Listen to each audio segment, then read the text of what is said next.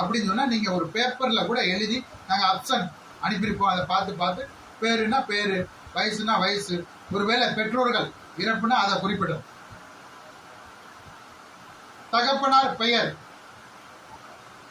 தாயார் பேர் நாங்க கேட்கற கிட்ட தகப்பனார் பேர் மட்டும் தான் இருக்கும். ஒருவேளை தாயார் இறப்புனா அது கீழே தகப்பனார் கீழே அது தாயார் இறப்பு சொல்லி நீங்க குறிப்பிடணும். தகப்பனார் அவருடைய பேரு குறிப்பிட்டு ஒருவேளை அவங்க இறப்புனா அல்ல இறப்பு சொல்லி குறிப்பிடணும். தாயார் உள்ளார்னா உள்ளார் சொல்லி அதை நீங்க எதுவுமே போடாதீங்க, அது பேரு கூட போடணும். ஒருவேளை தாயார் இறப்புனா அதை நீங்க கீழே தனியா டைப் பண்ணணும். சரியா? என்ன படிச்சிருக்கீங்க ஷார்ட்கட்டா போடணும். நீளமா அடிக்கிட்டே போகாதீங்க படிப்பு. இது வாழ்க்கை துணை தேடுறதுக்காக நாம வந்திருக்கோம். புரியுதா? வேலை தேடி நாம வரல.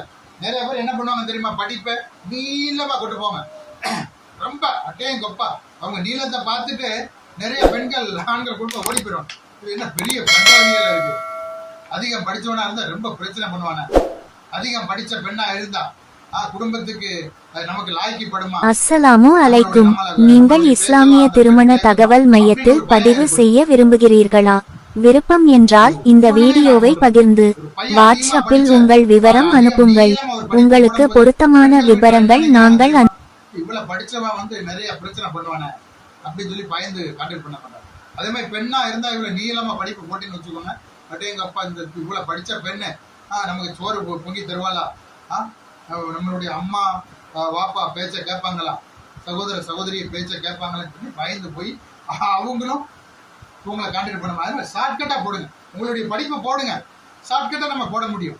ரொம்ப நீளமா போடக்கூடாது, ஷார்ட்கட்டா போடுங்க. மாத வருமானம் உண்மையான விவரத்தை போடுங்க. எந்த அந்த மாத வரும்